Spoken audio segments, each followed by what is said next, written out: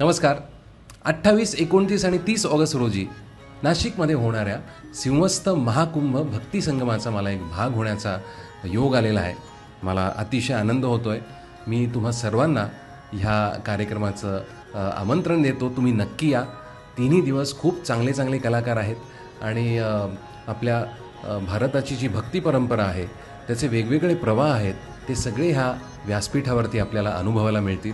तर तुम्ही 28 तारखेला माझा कार्यक्रम आहे अभंगवारीचा, तेव्हाही नक्की या आणि संपूर्ण कार्यक्रमाचा तुम्ही आनंद घ्या.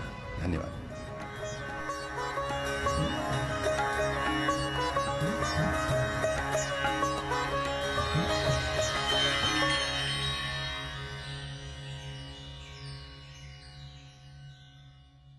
ओझरच्या संभाजी चौकातील तरुणाच्या हत्या प्रकरणात आता धक्कादायक खुलासा झालाय. घराच्या चावीवरून झालेल्या क्षुल्लक वादातून रूममेटचा गळा आवळून खून केल्याची माहिती समोर आली आहे. एवढंच नाही तर खून केल्यानंतर आरोपी तब्बल 6 तास मृतदेहाच्या शेजारी झोपून राहिल्याचं तपासात समोर आलंय आणि त्यानंतर रेल्वेनं पसार होणाऱ्या संशयिताला पोलिसांनी मनमाड स्थानकातून आता ताब्यात घेतलंय.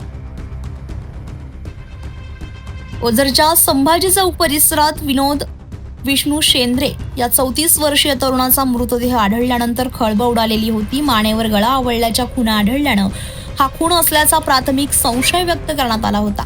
मात्र आता या प्रकरणाच्या तपासात धक्कादायक माहिती समोर आली आहे. विनोद आणि त्याच्यासोबत राहणाऱ्या रूममेटमध्ये घराच्या चावीवरून वाद झाला आणि याच वादातून विनोदचा जाड सुतळीनं गळा आवळून खून केल्याचा आरोप आहे. खून केल्यानंतरही संशयित काही काळ घटनास्थळीच होता. पोलीस तपासानुसार विनोदचा मृत्यू झाला आहे की नाही याची खात्री करण्यासाठी त्यानं त्याच्या छातीवर बुक्के मारले. त्यानंतर खून केल्याची खात्री झाल्यावरही तो घटनास्थळावरून तात्काळ पसार झाला नाही, तर पहाटे 6 वाजेपर्यंत मृतदेहाच्या शेजारी झोपून राहिला. दरम्यान गुरुवारी सकाळी 9च्या सुमारास हा प्रकार उघडकीस आला. विनोद कामावर न आल्यानं त्याचा सहकारी रवींद्र शिरसाट घरी गेला असता त्याला विनोदचा मृतदेह दिसला आणि त्यानंतर पोलिसांना माहिती देण्यात आली आहे. घटनेनंतर संशयित रेल्वेनं पळून जात असल्याची माहिती पोलिसांना मिळाली. त्यानंतर नाशिक रोड आणि मनमाड परिसरात शोध मोहीम राबवण्यात आली. अखेर छत्रपती संभाजीनगरच्या दिशेने जाण्याच्या तयारीत असलेल्या संशयिताला दुपारी 12:30 वाजण्याच्या सुमारास मनमाड रेल्वे स्थानकातून ताब्यात घेण्यात आहे. या प्रकरणी ओझर पोलीस ठाण्यात खुनाचा गुन्हा दाखल करण्यात आला असून या संपूर्ण घटनेमागील नेमका घटनाक्रम आणि इतर बाबींचा तपास पोलिसांकडून सुरू आहे. अझर कादरी, नाशिक न्यूज, नाशिक. नमस्कार. महाराष्ट्र ही संतांची भूमी आहे. या महान संतांच्या अभंगांपासून कीर्तनापर्यंत आपल्या महाराष्ट्राने भक्तीची परंपरा केवळ जपलीच नाही तर ती पिढ्यानपिढ्या जगली आहे. अशाच समृद्ध भक्ती परंपरा आपल्या देशाच्या कानाकोपऱ्यात आहे.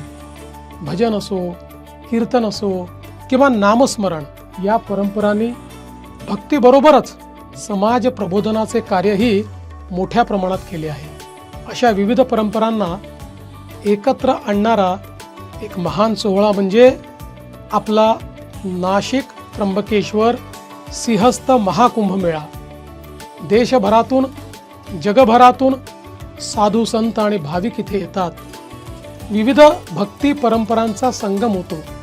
पुढील वर्षी होणाऱ्या सिंहस्थ महाकुंभाच्या पार्श्वभूमीवर याच भक्तीचा एक सुंदर अनुभव आपल्याला नाशिकमध्ये घेता येणार आहे. सिंहस्थ महाकुंभ भक्ती संगम या आगळ्या वेगळ्या कार्यक्रमामध्ये 28, 29 आणि 30 ऑगस्ट रोजी होणाऱ्या या कार्यक्रमात वारकरी कीर्तन, नारदीय कीर्तन, शबद कीर्तन, नटसंकीर्तन अशा विविध कीर्तन परंपरांचा अनुभव घेता येणार आहे.